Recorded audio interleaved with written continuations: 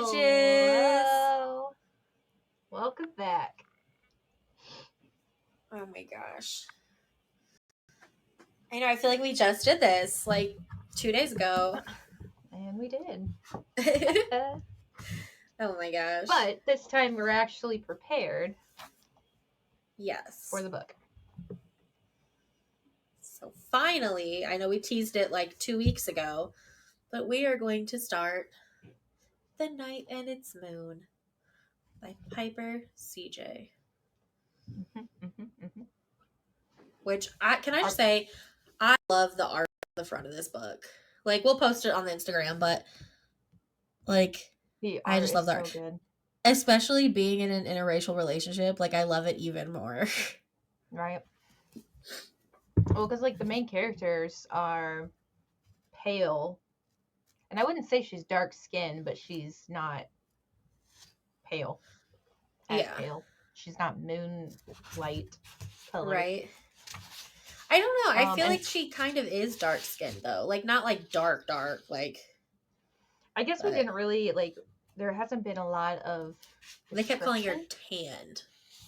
Yeah. But is it tan because she's outside, or is it tan, like, because she's tan? Naturally. I guess I just made an assumption, which could be wrong. Like, I just made the assumption that she was brown. Ew. Okay, so you ever, like, bite into something that's got, like, juice on the inside, and then it just, like, squirts in your mouth? Yes. My peace roll just did that, and it's... I don't like it. Anyways. I really like her dedication. Yes! So oh my gosh, I love her dedication. Yes. For those who haven't read it, or will be reading it, her dedication says, "Can my dedication read to buttery Chardonnay, manic episodes, and every child who wished they were..." No, you can't think alcohol, mental illness, and encourage escapism in your dedication. Well, fine then. I don't want one. It's like, girl, save. Right? I love it. Oh my gosh. Also, totally random and not related to the podcast in any way, shape, or form. I should have brought it in here. I got a water bottle like that. Oh, yeah. It's not like from that brand, though. I just got it on Amazon. But it came today, and I'm so excited. I had to get a new lunchbox, and my lunchbox matches. It's not like perfect match, but it's like black with like gold phases of the moon. Is your water bottle metal or plastic? Plastic. Okay, and that was the other thing. That's why I got mine on Amazon, because it was metal, and I don't do plastic.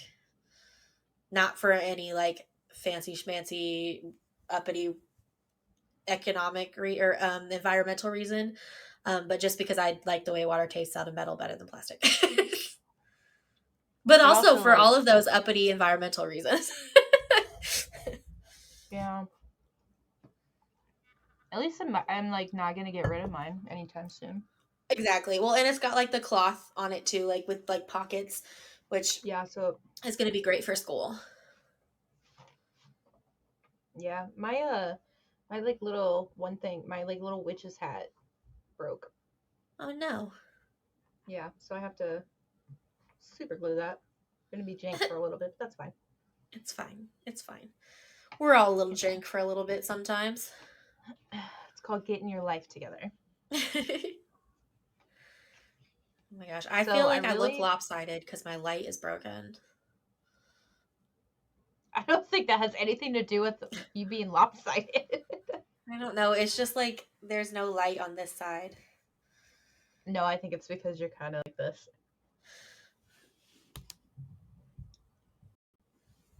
There you go. My camera was tilted a little bit. It's fine. I was going to say, no, I think it has everything to do with the fact that you're tilted. Oh my gosh. Anyways. Yes. I wasn't expecting a prologue, but I do enjoy it. We got to see a little bit more. I actually wrote a lot about the prologue. I had a lot of questions about the prologue. I think the prologue left me like curious for more. Yeah. Also, on page 3, it's like, she's clever for her age.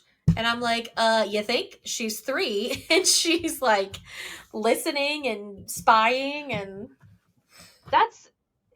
That's my thing. And I'll bring this up a little later, but like the age thing really throws me off because it's like 1 minute she's like she's just a baby, and then the next it's like, but you're 2 years older than her. Then like why are you like, I don't know, maybe I was like high when I was reading this, or I was sleep deprived, or I was just mentally not in a good state and I just completely blanked out and forgot it. I don't know what it is, but I just got really confused. yeah. I was just like, I don't know many 3-year-olds who will like get out of bed and tiptoe down the hallway to spy on what's happening. And um, also, like, I need to know, who is this man that's bringing this baby? Like I know. this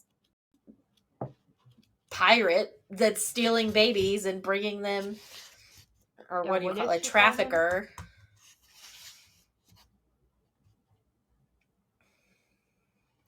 What did the gray matron or Agnes call him? Did she say his name?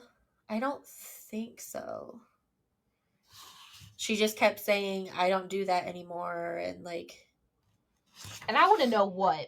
What don't you do anymore? Were you a sex traffic trafficker at one point children. in time? Like, ma'am, were you a Take pirater? Like, stolen what? children. What were you doing? Yeah, and I just like, I feel like, I don't know, I could be wrong, but I feel like that man is going to be important later. We just Yeah. we learned a lot about him for him to not be.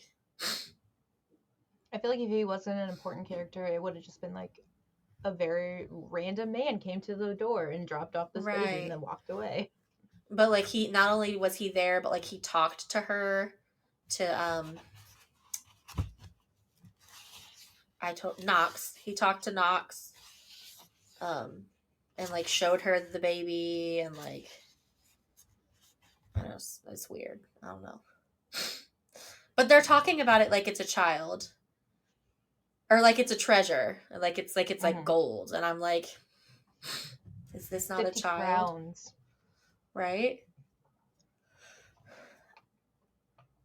And then I said, so this isn't a normal orphanage. Mm-mm.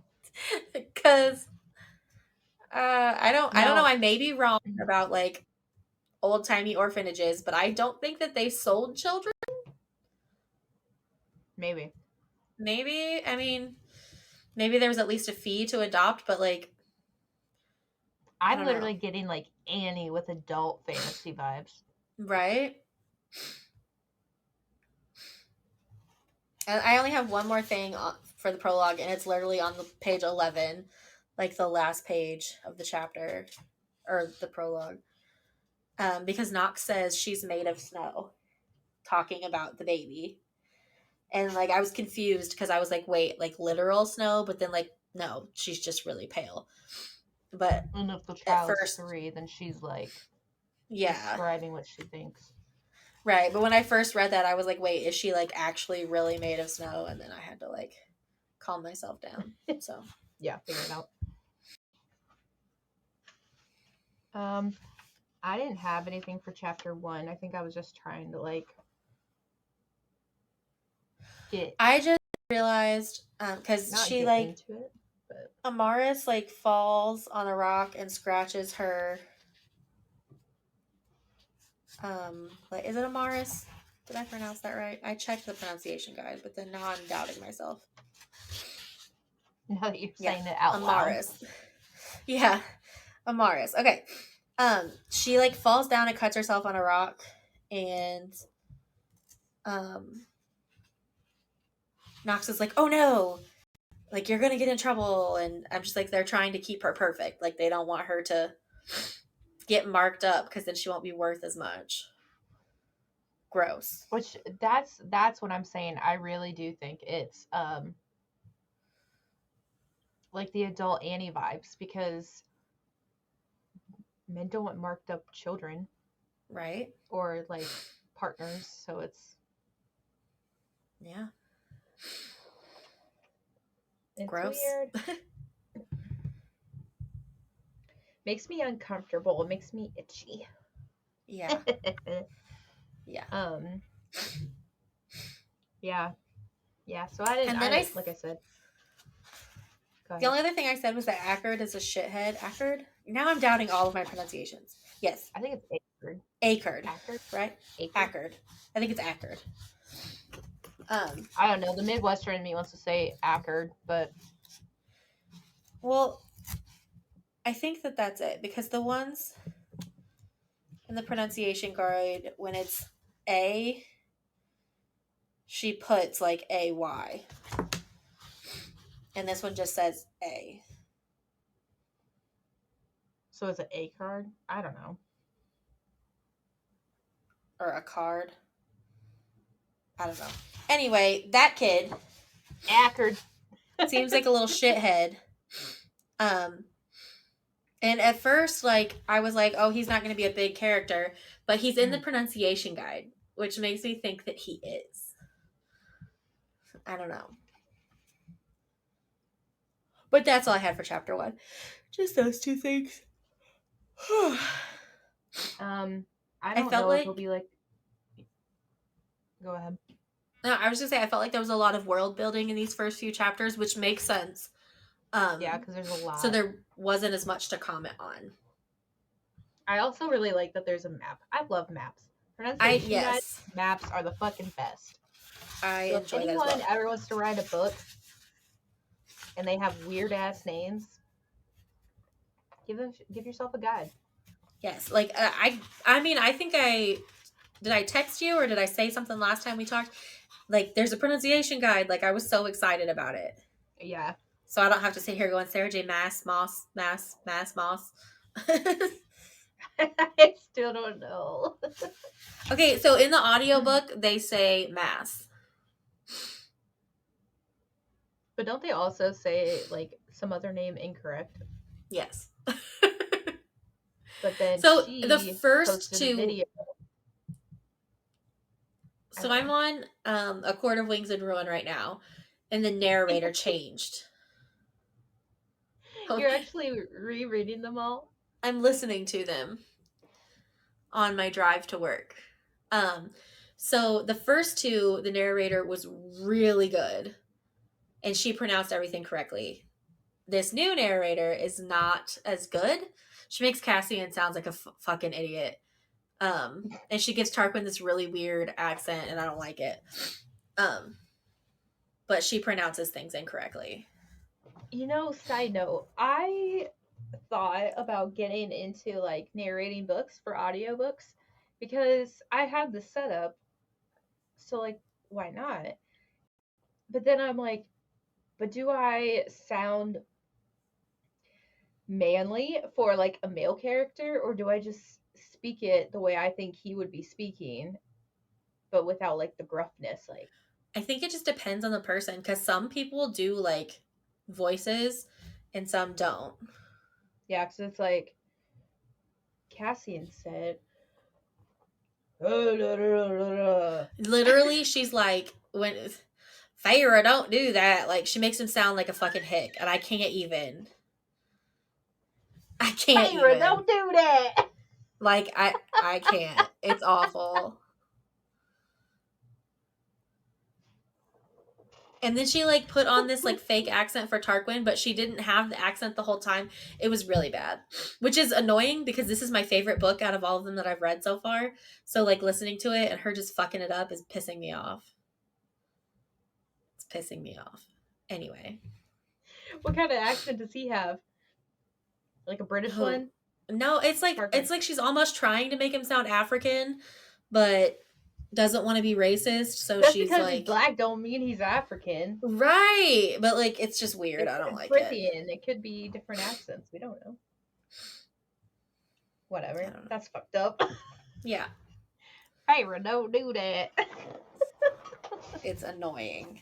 Which makes him sound like fucking Matthew McConaughey. Ugh. That's not a Cassian to me right there. Mm-mm. No. Honestly, I could see like a Tamlin, Matthew McConaughey, but I also don't really care for him as an actor. Yeah, I don't particularly love him either. But usually, like, Yeah. the movies that I really like him in, he's playing an asshole character. Yeah, So, like, maybe that's why I don't like him. I don't know. maybe. I don't know. Um. Anyways, back to the book that we're actually talking about. Yes. Uh, chapter Chapter 2. 22. 22. How far did you Sorry, read? to the end. No, I'm just kidding. The first thing I wrote was on page 22, so it's like right below my 2 for chapter Fair. 2, so I just like looked at it. So in this one we find out a little bit more about the orphanage that they are staying at. Yes. And it's religious. Giddy. It is. Which is insane because they're selling children. Yeah, and I wonder okay, and we also meet is it this one that we meet the bishop? I just knocked. Yeah. No, the cat is pulling on the carpet under the door. Oh, I just like knocked on my desk, so I thought that's what you're looking at. The bishop. Yeah, is this the chapter we see the bishop in? Yes. So I want to know. So the bishop comes once a month, the first of every month, to make sure everything's good and dandy, whatever the case may be, so that the money that the church is giving to them is appropriate. And I want to know if he's a part of it or not. I wouldn't put it past him, especially in whatever time and date that like this is all taking place in. Because honestly I feel like this is very, what's the word, medieval, like 1600s, 1700s, Yeah. maybe even like 200 years earlier than that. That's like the time frame that I'm thinking of. And I feel like religious, anything and everything, they would do all kinds of bad shit. Yeah. Like, so I wouldn't want to put it past him for knowing, but I also am just curious, is he a part of it? It kind of makes me think, have you seen the Cursed on Netflix? Mm-mm. Okay. Is that the one with Catherine Langford? Yeah. Yeah. No, I haven't. Well, first of all, I read the book. I just finished reading the book last week. And the book is the first season of the show. I never finished the season of the show because I didn't like the way it was going. Like, it was confusing. It wasn't well done, which is probably why it didn't get renewed for a second season. So I didn't even finish it. But I read the book. And in that book, there are like the main character's Fae, and there are lots of Fae characters, but they're being like persecuted and basically genocide. All the Fae are being killed by the Red Paladins, which are like, I think that's how you say it, a paladin, I don't know. Um, which are like religious figures. They're like monks and shit, and they wear red robes. And it kind of makes me think of this because, like, they say that any of the kids that have like Fae markings or anything like that, the church takes. Yeah. So, like, Amaris with her skin white snow, like. Yeah. I said that backwards. Snow like skin. Yes. And then her hair definitely would be Fae marked. Yes. And her, oh, and there was like another boy that had been there that had weird eyes, and the church took him, and they never found out what happened to him. So, like, they're talking about it. But also, one of the things I wrote for this chapter on page 24 was, so she's the token black girl, which makes me like, I'm trying to find where I wrote that so I would know what made me decide that she was black. Oh, because at the top, she's like, it was more than a little insulting, but she didn't mind being trotted out like a show pony if it meant she could then disappear for the rest of the day. Because it says on the bottom of page 23, it says she accepted the bishop's cloak, fully aware how her very presence served as a display of tokenism, as her tanned fingers contrasted against the white and gold of his fabric, which I think that's what made me decide that she was black. Black. Well, and her name is Knox, so I wouldn't be Yeah. surprised if.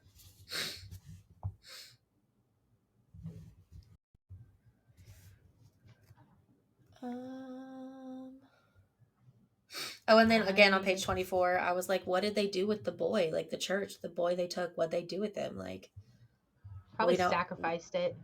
right? As far as we know, we don't ever find out. Like, maybe they're the genocidal people. Right. Like they don't like the Coming Fae for the kind, so they're trying Fae to touch. stamp them out. Yeah, I don't know. And I really okay. So I just want to know more about the church. I don't like church in real life, specifically Catholicism, but I'm curious to know how Agnes got tied into all of this. Right. Did she do this to turn a new leaf to do better, but still like undermining the church by doing her previous life's work kind of stuff, or what? I honestly, since this is, fairy tale like and fantasy, so I think Agnes is a witch with a sketchy background, and she uses the orphanage to cover up her past dealings. Maybe she worked in a brothel before. Maybe she like sold kids on like the black market kind of stuff. Yeah. And now she's working for a pious institution to maybe cover up her bad doings. Except it sounds like she still does bad doings even there. Yeah, but like they steal the kids from people. Well, one of them got stolen. Everybody else just comes and Well, sells them. it sounded like she used to do that though. Like she used to have them steal them. But now I think, I don't know. She doesn't do that anymore. Like, but like, does she not do that anymore because she's like not in that work anymore? Like she came to this place right here, right now to like work on it and do better, not do better, but do something different. Maybe. Or is that how the orphanage used to be ran? I don't know. So many questions. And anyways, then like on page 29, nope, because that's the next chapter. Anyway, at the very end of the chapter, they're talking about like how the church always takes anyone who's like Fae touched, but like Nox does her stuff with the shadows. So is she not Fae touched? Like, or maybe I'm just like thinking too much into it. I think she's just does stuff with the shadows because she is like she can hide better. Right. She doesn't like put herself out there. Them. Yeah. I don't know if she actually does anything like magical. I mean, unless it said something, but I just feel like I don't think it ever like specifically said. It just said it says she uses the shadows, but like that doesn't necessarily mean that she manipulates them. She could just be hiding in the shadows, like she can blend in well. Yeah, that's what I was taking it as. But who knows? We haven't gotten that far. Yeah, I don't know. I do not know. But like they're like hiding. I about said Snowflake. That's her name, or nickname. I mean, yeah, that's her nickname, which makes me cringe every time I read it. I know, because I just hear like my family member going, "You're such a snowflake." Yeah, just for reasons. But anyway, so Amaris, they hide her. Like Knox hides her every time the bishop comes, so he doesn't take her. And they're getting ready to hide in the in the kitchen. Does the bishop just like take whatever he wants, and when he wants, he doesn't necessarily like ask any questions? He's just like, nah, I'm taking that one back to the church. Kind of sounds that way, and I mean that would be like on par for the church, right? So like, yeah, it's like, you will be my next pious individual. right? That's all I had for chapter 2. That was it too. Okay. I was just. And then on chapter 3, I literally wrote, "Yep, shithead."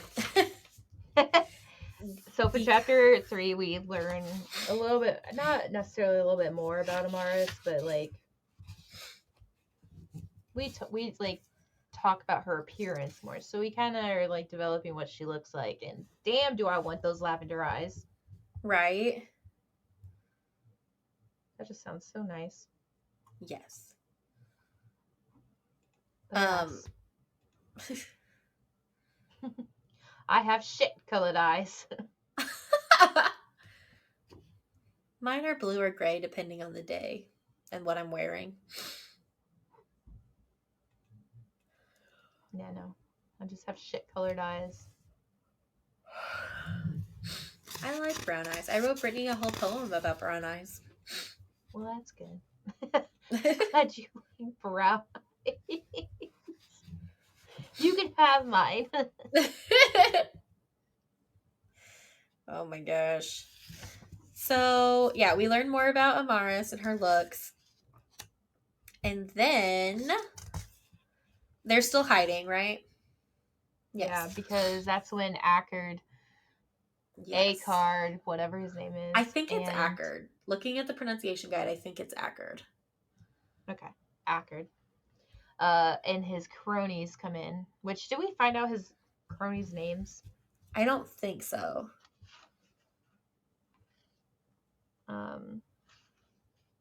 It just says, and his friends. Yeah.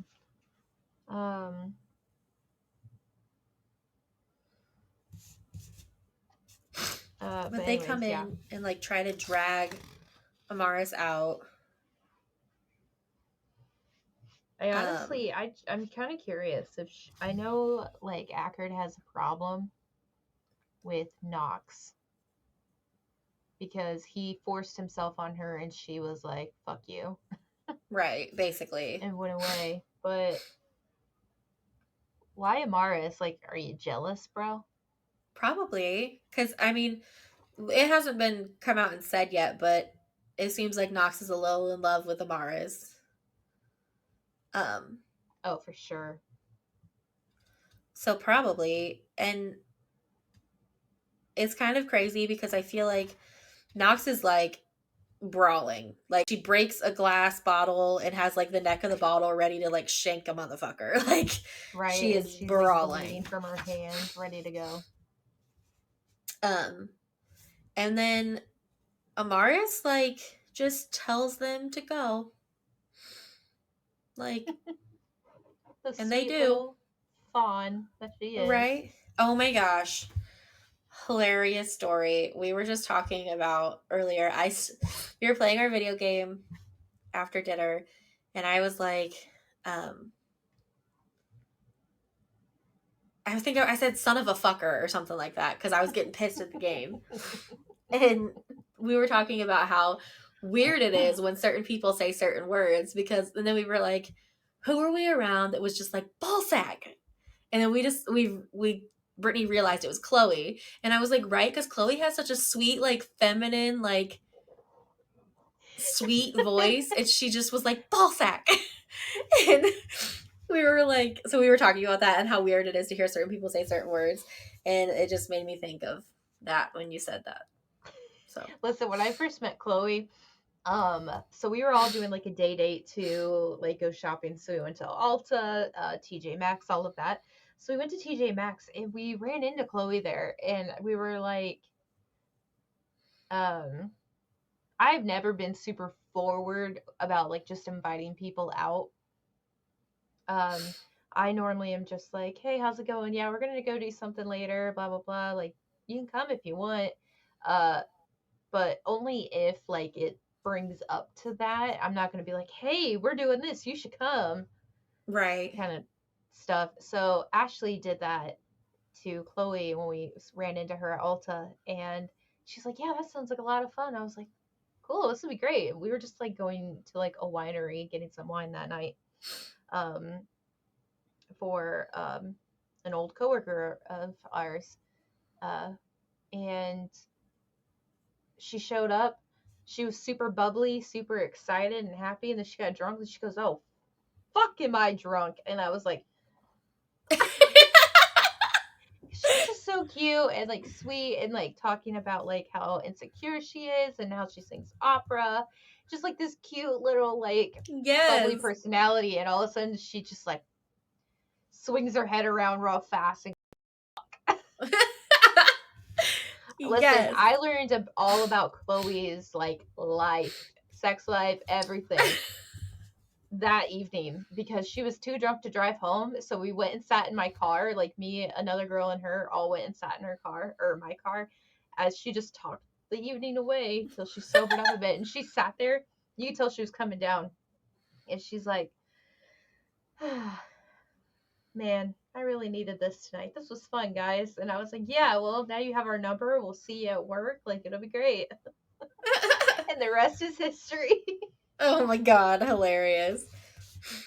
But yeah, literally, she'll just be like super calm, quiet, or like just doing her own thing. And all of a sudden, she just like, fuck. But she has such like a sweet little voice. Like I can't even like we'll have to have her on sometime so people can Yeah. understand. But like she's got this sweet little voice and sounds so like innocent and then she just Guys. says the craziest things. Yeah, because she's like soprano opera. So she's got a Yeah. high pitched voice. If I have like a video of her, She I has will lots on like. TikTok. Yeah, but not like the like her cussing videos. Well, that's true. My favorite though is when she got her PlayStation 4 and she was starting it and she goes, fuck yeah, I get to play a game. And I'm sitting there like, yeah, man, welcome to the crowd. It's great. I'm so fucking excited right now. Oh, Chloe. Oh, Hi, Chloe. man. Right. I miss her. February. I'm coming back in February. Yes. Oh my Anyway. gosh. Um. Anyways, so Yes. Ackard's a fucking dick, fucking asshole. He deserved that fucking punch to the face. If anything, he should have Yes. gotten kicked in the face. But Yes. But it was just wild. Like, it I'm assuming it's magic. Again, I'm making a lot of assumptions in this book.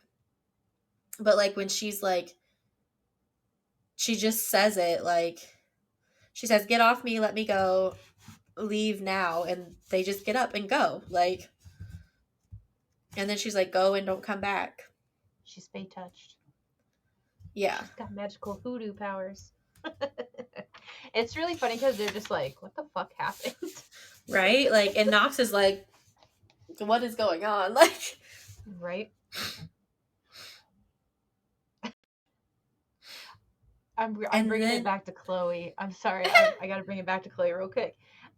This relationship, not like the romantic parts of like this like friendship here, but like this friendship relationship kind of ordeal reminds me so much of Chloe because she's fair skinned, like very fair skinned. The slightest thing can mark her, and she is very soft spoken. I just think it's so funny because like I don't want to say I'm like Knox because I don't know much about her, but like as of now, I feel like I'm leaning more towards Knox. I feel like she's very like protective of her friends and all of that. mm-hmm. And I will fucking fight you for Chloe. If anyone did her wrong, just know, fuck coming for you. To be honest, it doesn't take much for you to fucking fight people. True though. You could literally look at me the wrong way. I'll be like, the fuck is your problem? There's a friend of mine whose boyfriend made a couple of comments about her, and I just looked at her and I was like, I'm gonna fucking kill him. And she's like, he didn't mean it like that. I don't give a shit. He shouldn't be saying shit like that. Well, he's kind of right. Nope, no. I don't. Nope, I don't give a fuck what you think. He's kind of right. He shouldn't say that shit about you. I'm gonna fucking fight him. I think I know Yeah, who you're but he talking about. could probably Anyway. beat you. Yeah, I don't give a fuck if he could beat me. It's the fact that I would try. Now, if it's who I'm thinking of, then you could definitely take him. So, True though. but anyway.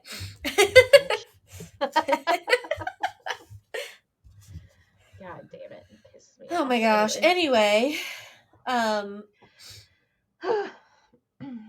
so okay, then the matron Mabel, which is like the younger matron that they like the most out of all the matrons at the orphanage, comes back in the kitchen after the boys run away, and she's like, the kitchen's a mess. There's like oil and flour and shit everywhere. And she tells I have a Knox. theory about Mabel too. Yeah. But we'll come to that later. Okay. She tells Knox like he's coming, talking about the bishop. So she basically throws Amaris back into the pantry and like takes the blame for the mess. And then do you think if she would have thrown them under the bus, they would have? No, they probably would have been like, well, there's a pale white lavender-eyed girl here. Yeah, she had to protect Amaris. Yeah, I can make okay. That makes sense. Yeah. But the rest of this chapter makes me sick. Like, yeah, but real quick, when she was fighting Ackard or whatever, or whoever she was fighting, the cronies, she was doing sing before it was cool. right. She's like, she stepped on her implex, he hit his nose, and I was like, sing! Yes. Oh my gosh.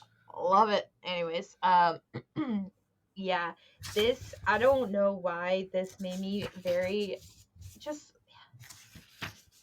I don't know, it just, this next scene like really made me think of the Catholic Church, and it's really sad to say, but it's just, I just feel... but like really, especially like the I've never been a part of the Catholic Church or like had a lot to do with it, but like the, not commercialization, but like the like the media representation of the Catholic Church is very much like this scene. Like if you think about movies like the Da Vinci Code, or no, not the Da Vinci Code. Is it the Da Vinci Code where the priest is like whipping himself? Yeah. That's the Da Vinci Code. Yeah, and like stuff like that, like like repent your sins by like feeling the pain. It's like the shit that like Jesus went through for their sins, they feel as if we need to do that too, because that is what makes us better. Yeah, but like, and also fuck that.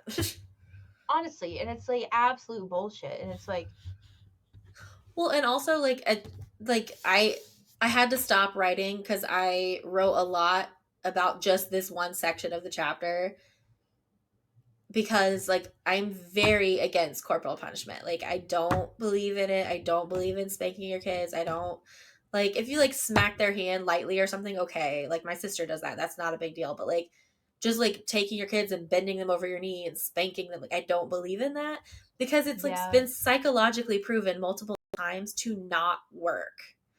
And all the people are like, I got whipped when I was a kid and I turned out fine. I'm like, no, you fucking didn't. You didn't turn out fine. Like, you're an asshole. Right. Right. Like, well, and you know, sometimes I'll sit there and think like, man, my mom beat the fuck out of me for that. But then I'm like, but did she actually really? I think I probably got smacked 2 or 3 times on the bottom. I remember twice getting like smacked on the bottom, but it was more of like a swat. It wasn't like a Yeah, it come wasn't here like and a bend over. It wasn't degrading. It wasn't. and it was immediate. Like I would be doing Yeah. something that I shouldn't be doing, and then it was like a smack, and then I'd be like, "Oh Yes. fuck, I shouldn't be doing that," kind of Yes. thing. But it wasn't. I think one time my mom like took like a slotted spoon and was like, "I'm gonna fucking use this on you," and then I like freaked the fuck out and I ran. Yeah. It. I. This is a hilltop I will die on because it is not effective. If anything, it has the opposite effect, and it's going to make things worse. Like, ugh. Well, so like the when I worked for child services, I had a family who and okay, it's really weird. I was working with a family that was living with another family, and I had to go make sure that this family had everything it needed for this woman and her new baby. Because she didn't have a home, she might have tested positive for marijuana, or the baby might have tested positive for marijuana because she smoked once or twice in her early days of pregnancy. So like I had the judges like, no, go make sure everything's gonna be fine. Absolutely annoying. So I go to this house and I'm like, yeah, everything's great, fine, whatever. Like I can't see anything, although it was planned. So I mean, if there was something hiding, like I obviously wouldn't have known. But like there was food, Right. clothes, beds, like safe sleep was talked about, all of that good stuff. So then, literally, like 2 or 3 days later, I'm like, all right, I could probably close this up. Like so far, so good. There's like the baby tested back negative. Like nothing's like everything's fine. I can probably close this up. I get a fucking ER call, which means I have to immediately go and assess the situation. I get a call from uh I probably shouldn't say the name out loud, but a school on in Lafayette, and I get there and we go into the nurse's office and I see this girl crying and I was like, why does this girl look familiar? Do I this name sounds familiar, and so like this mom's name sounds familiar because it's always based after the mom, whether or not the mom's involved. Um, like that's how you find your like file is after their name. But I was like, this child looks so familiar. How do I know her? It's the same fucking family that I literally am trying. Like it's the family that this mom and baby are living with now. Oh my gosh. And this poor girl, like, and I felt very uncomfortable having to take pictures and have pictures on my work phone of her like naked, but I had to. She had bloody, blistered, like marks all over her back, her bottom, her legs, and her arms. Things where that would not even be shown on clothes. And it was from a metal hanger. And I was like, and you could see the curve of like where the hanger would like hang on something. Like you could see that. Like you knew what it was. And the kid Ew. was like, it was a metal hanger. Like I back talked my mom. I did this. I did that. Like I deserved it. And I was like, No, you you didn't. might have deserved some type of punishment, but not this shit. Yeah, this Like is no. so I and then that poor girl, I had to keep that open for like 2 or 3 months as like an ongoing caseworker to like before we got it transferred over. And the amount of like shit she was telling the therapist looked at me and was like, it's gonna be a while. Like this girl is going to have it has severe psychological trauma. She literally was acting like Dobby from like Oh my Harry Potter. gosh. Like and I understand it's a cultural, not I shouldn't say cultural because like everybody's got their own culture, but and I understand in this community it is more known to do that than other communities, but that was a little much. Yeah, It's like sounds like it. you can and we always told our parents, I was like, for punishment you can smack the bottom only 3 times max with like an open palm, and if bruises are left then you're smacking too hard, like no bruises, like obviously it might be a little pink or tinged a color, but Right. like other than that, like safely punishing, if you want to do this is how you do it. And I was like, why the fuck am I telling people how to punish their children? I just felt really messed up for that. Yeah. But yeah, I mean, I yeah. I I went through so many emotions reading this. I was like, I feel like I'm back in Catholic school where I got like, if I did anything wrong, I got sent to the principal's office, and the principal was a nun, and the nun would like smack you with a ruler across your like knuckles, and I was like, this is fucked up. I was going through some mental like right, because situation. it's not effective. It does not work. It's It was a like a 15, was it 15 or 13-year-old at the, like, how old was she at this time? I think she was like 13 or 14, yeah. Because I know when she's technically 15, it's been a few years, is what I'm told. I think she was But like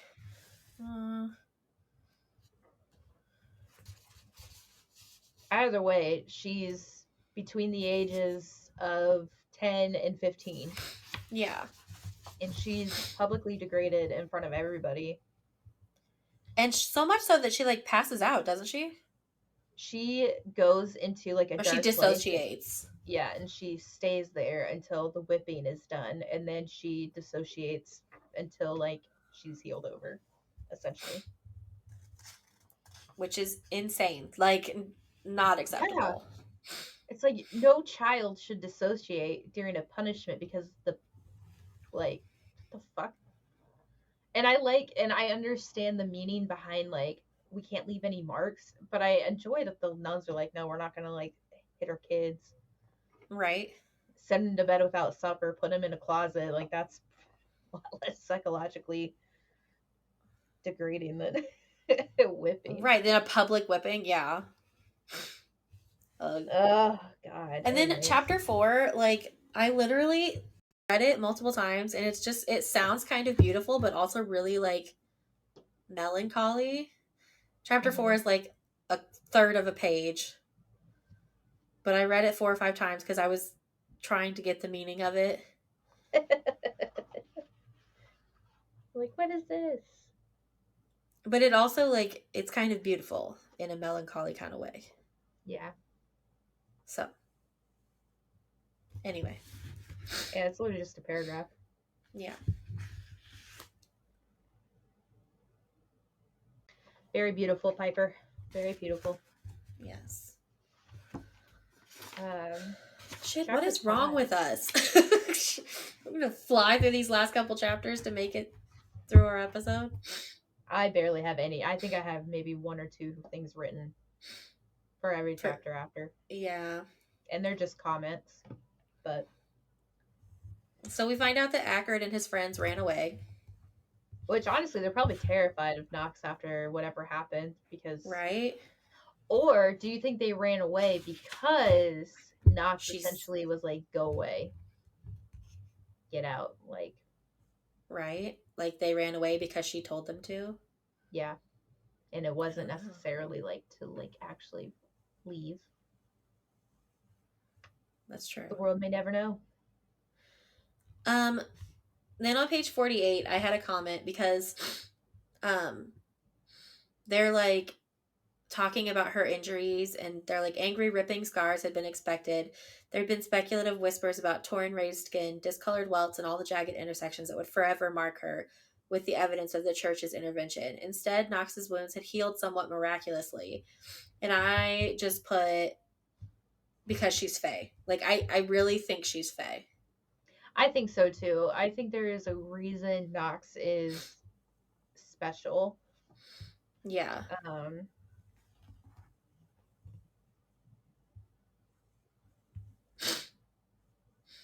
Although the back of it says it, Farleigh was just an orphanage. At least that's what the church would have the people believe. A beautiful orphans, Knox and Faye touched. So maybe she's not.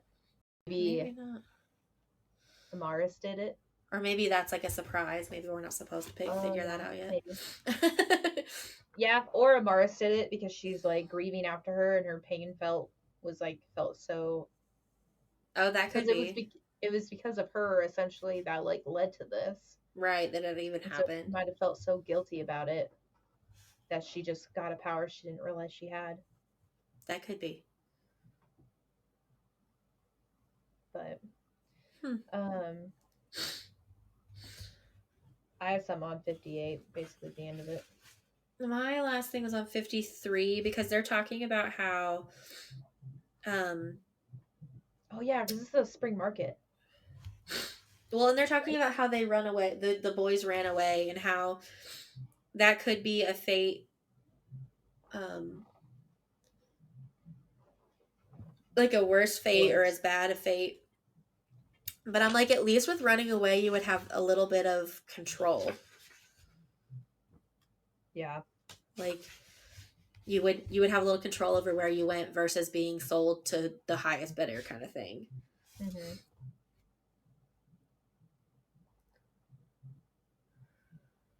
But yeah, the spring market, yuck. Yeah, this is the day that the children trout. Trot out. Yeah, trot out and about in three places, three as I put up two fingers, three places only. Um, Reminds me of so Shrek. that 3, pick number 3, my lord. that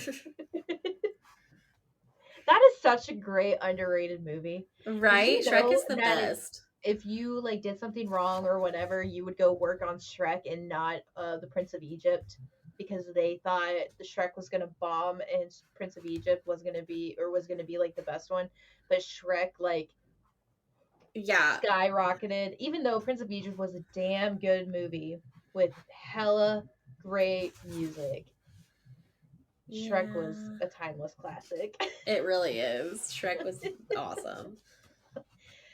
uh, anyways, yeah, so the the orphans go out and about and possible I guess owners of these people. It's like slave market day. That's what it is. It's like a Right? slave market day. Basically. And some of the Whether people that come truly are coming to adopt a child. Like right. some of Others are them, like slave hands. yeah, or like brothel owners Right. Well, and even or farmers. yeah, Agnes, the gray matron, Agnes was like, "That's my personal servant girl," and it's like, bitch. I'm like, excuse me, what? If I was her, I'd be like, Right? Like, rude. I do this because I'm protecting your snowflake here, you bitch. right. Like, excuse me? Anyways, um, okay, so the whole day happens and nothing legitimately happens to anybody. Well, not To legitimately to them anybody. anyway. I Yeah, Because like nothing the two happens to sisters them. get just Yeah. separated. But then a black carriage comes rolling down the lane and looks very, very rich. And so this lady comes out, looks like a peacock, is how she's like described, Yeah. bird like features. And she comes in, and Knox is like, fuck no, bitch, you Right? better hide. So, like, She's they're like, trying let's to hide. go. They go into the older group, like the older kids area, and out come two females. One, it was a sister that was always picked on by Ackard and his cronies. Mm-hmm. And then they had like kind of a fucked up beginning there. They basically showed up. Emily and what's the other girl's name? Anna. Anna. Emily and Anna showed up because their mom couldn't afford them. So like they knew their parents or her mom gave them up. And Emily was older at the time. Like, Yeah, she was the oldest, and not the oldest, but the older of the two. And yeah. she like they painfully remember it. And it's like, God, that's fucked up. And Nox even comments on it. She goes, at least I don't remember my like Yeah. downfall and here I am. Yep. Um so yeah, that's fucked up. But um yeah, so then the peacock lady's like on her way out, and Emily and her sister Anna like have a small little scene, and Amaris peeks out and is looking, and the peacock lady turns around and goes, and what have we here? And I was like, oh fuck, this is not bode well Right. for anybody. Right. And that's all Ugh. I had for chapter 5. Me too. Yeah, me too. Oh, damn. And Chapter so, 6. yeah. So Knox is freaking the fuck out. And Millicent, her name, okay, the peacock lady's name is Millicent. And honestly, she sounds like a pimp. Right? Well, she basically is. We learned through this chapter that She's a she fucking creep. like I she mean, I owns like a understand it's, brothel, and she has customers or that will pay more for people for more for girls who haven't bled. Like we don't know it's a brothel though. We that's assume it's true. a We don't. brothel. She just has clients who will pay for sex basically, and they or pay for girls, and they pay. She has some. She says there's quite the market for girls who haven't bled, and I literally wrote quite the market for children. Right? Cause what? And it's like, and I'm trying to keep an open mind here because I'm assuming with carriages being the transportation method, it's like 13 to 1700s. Yeah, So like but still, like that they wed earlier because still, they weren't living as long. So I'm yeah. trying to That's keep an open historical mind. Okay. Okay. no, I agree, It's a little but creepy though. yeah, yeah, If it is a brothel, it's a little creepy. For the other way, like for like marriages, like I can see yeah. that. Like if she's like a But matchmaker or something. yeah. Oh, I didn't even think that. Fa Mulan. Get it? That's how she feels about Speaking Knox. without spoken to. Oops. Who's spitting her bean curd? Oh, that's another good movie. Ugh. It is. It Babe, we're is. gonna have a movie night. Anyways, um, and I think too in chapter 6 we kind of see Nox actually starting to realize that like she truly loves Amaris, not as a Yes. sister, not as a friend, like as a partner, or Yes. so it sounds, Yep. which is really cute. And Amaris gets a little bit of a backbone, like Oh um yeah, because Agnes, the Grey Matron, is like, um, she's too young to leave our guardianship, but if you put down a deposit, I'd be willing to hold her and send word to the Selkie, which is, I don't know, her club or whatever, yeah, once she reaches her womanhood. And that's when she's like, many of my clients would be thrilled that she hasn't bled. And Amaris is like, no. Like she said, she she'll has send word when spoken. I'm ready. Like she kind of gets her little backbone out and puts her foot down. Get it, Amaris, get it. And then that's all I had about that chapter. Yeah, that was it too. Um, So chapter 7.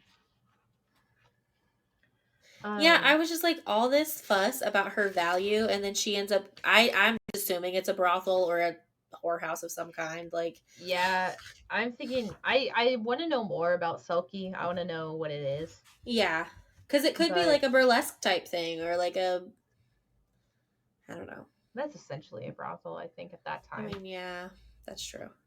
Moulin Rouge. Yeah, that's true. Actually, I was singing that just before. You really were. Thank Oh you my to, gosh. I believe it's a Beatles song, right? I think so. Yeah, I got the girls' t-shirts, like old school, like peace, love, and music, like t-shirts, and on it, on scars, it says, "All you need is love. Love is all you need." I think it's a Yeah. Beatles song, but I was singing it like Moulin Rouge version. Yes. Oh, that's another good movie. Anyways, um, And then as they're of talking now, about I just running assume away. it's a brothel. Yeah, that's what I've been assuming too. Good for them though for wanting, or for honestly, good for Amaris for actually being like, let's just run away. Let's just do it. Right. And they're like, they're planning, they're waiting. But like the, I don't know, realist or like person who reads the back of the book in me, something happens. Like they clearly don't run away. Yeah. Either they don't run away in time or they get caught or something clearly happens because that's not the way the story goes. The book would be a lot shorter if that happened. Oh.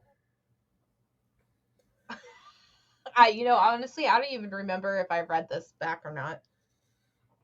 I did.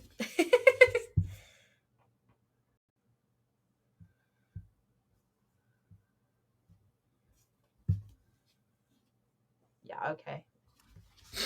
Never mind. I don't know. Anyways. That's all I had for chapter 7. Chapter 8. Chapter 8. We end on like kind of a cliffhanger a little bit. Like, yeah. It's actually crazy. Yeah. So the first part of the chapter is about them like sneakily gathering provisions and like gathering extra clothes and like hiding them and getting stuff ready for them to run away. Which is very clever of It them is. for being like 15. Yeah, and then they kind of like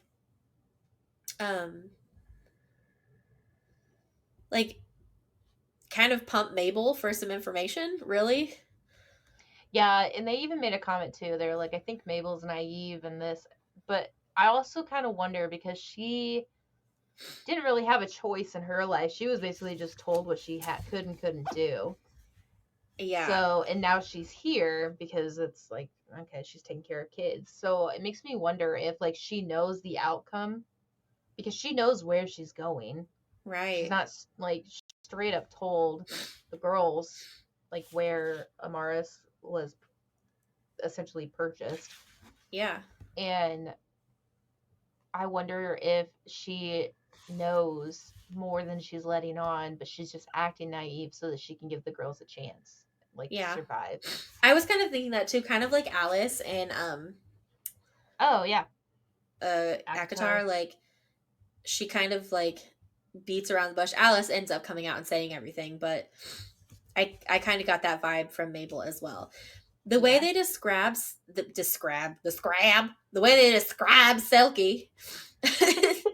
the way they describe Selkie is the menagerie of exotic women of special treasures from around the world was just outside of the royal city. So like a brothel. Yeah, basically. Women only. For real. And so since they're planning on running away, like my thought too is, are they going to run north, like away from Priori, or because that's like the opposite direction of them, or to be the devil's advocate here, are they going to go towards it because they might think everybody else is going to search north because that would be the smartest move for them? If that made any sense. Yeah, I don't know. What will they do next? I don't know, but I'm pretty excited about it. Yeah, no, I am too. Like, I feel like we were in the like ramping up part, like where they're like giving all the background and world building. And I think that we stopped right when it's about to start getting exciting. So I think the next episode is going to be really exciting. Well, and I think too, I like books that maybe not necessarily like dives into the adventure, because obviously you got to have some like slow parts or like build up, but right, to have essentially the entire book do the build up and then like the last 4 or 5 chapters, the majority of it be like action packed, is really kind of fucking frustrating because you're just sitting there like, okay, when's it gonna get better? When's it gonna get better? And when I say ACOTAR, I specifically mean the first book. Like the second and third book get so much better. Yeah, because like you straight up have everything written out for you across. But I feel like there is so much chapters? world building in ACOTAR. Like, but I feel like you don't need all of that right off the bat. I feel like you can build it up that's gradually. True. You could. This was a nice build up of like Farleigh and like the kind of area around. I'm gonna fuck that up every time. I want to say Farleigh. Same, but like we kind of know what Farleigh is, and like that's world building right there, and we kind of starting to like spread out. And I like center here and then spread out. Yeah, that's I agree. World building there. And I think that part of the problem with ACOTAR was that Tamlin sucked so bad. True. But I feel like she had There, to make him horrible in order to make it okay for the love story from the first book to not continue. yeah. So there's a couple, to not make, go on another tangent, but there's a couple of girls I work with who are like, I don't know if it's, I know one of them is like not obsessed, but like she's read ACOTAR like the entire series front to back like 15 times in the last year. Oh, well. Yeah. And so she was sitting there, she goes, "Man, that emotionally wrecked me." And I was like, "Girl, you know what? I hate those books. I hate them so much because of how they made me feel, but I also love them because if it wasn't for them, I probably wouldn't be doing some things that I like really enjoy doing."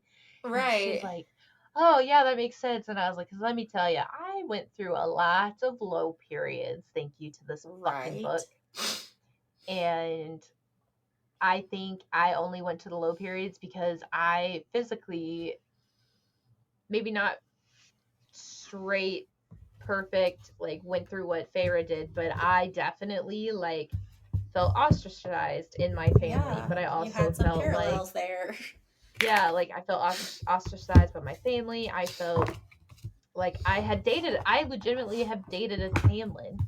And then I like fought with myself with like, oh, I did all of these things, like, abuse, like Yeah. thoughts. And then I'm just like, I really want a Reese, or I want this, or I want that, like the things that I want. And then it like took me away from things that I had, and like it took me a while to get comfortable where I was. I was just like, no, I've already had that. Like, and I was just, it like you sit back and you get into that victim mentality of like the abuse that you've been through so much that you have to crawl out of it all over again, and it's like fucked up. So Yeah. I was telling her about that. She goes, "Girl, me too." I was like, "Sweet." She goes, "I can't wait to listen to your podcast so that I could like go through it again." And I was like, "Fuck yeah, you do it." But also, what Let me the tell fuck you. is wrong with you? Are you okay? Right? Like, Do you need how to many talk? times did we be like, is Sarah J. Maas okay? Like, should somebody check on her? I know. I don't. Yeah, it's kind of hard when you're at work because obviously like she works in the salon, so she's super busy like flipping dogs or like bathing dogs, and I'm obviously a manager out on the floor, so it's like when I go in there, it's not always great news. It's like, hey, I have this, or hey, a customer complained, or like, so Right. it's very fleeting, but I don't know. But anyways, yeah, fun All times. right. Okay. Yay! Well, we went over a little bit, but we finished the 8 chapters, so yay! We're gonna try. Oh man. All Okay. right. Oh, and we're finally getting on YouTube. Yes. Oh, yeah. Been Emily's a been uploading all day. It's been a whole year, but I got the entire A Court of Thorns and Roses series on YouTube. And I'm only Nice. doing this because one viewer can't really watch or listen on any podcasting websites because he likes to suck ass. Oh. Oh, I'm looking my. at Will's stuff over here. William. I guess it's hard for him to like stop Spotify or like something like that. That's It would be fair. just easier to like be on YouTube. And I'm just like, you know what? Fuck you. Put it on YouTube. Oh, my Here gosh. we are. Anyways. Okay. Anyways. We're on YouTube. Go check us out. And we're working on a TikTok, I think. Getting a TikTok, right? Yeah, one thing at a time. Yeah. Yeah. We're Okay. states away. That's going to be a lot harder. It is. It is. It's true. So, anyways, Anywho. until next time. Bye. Bye.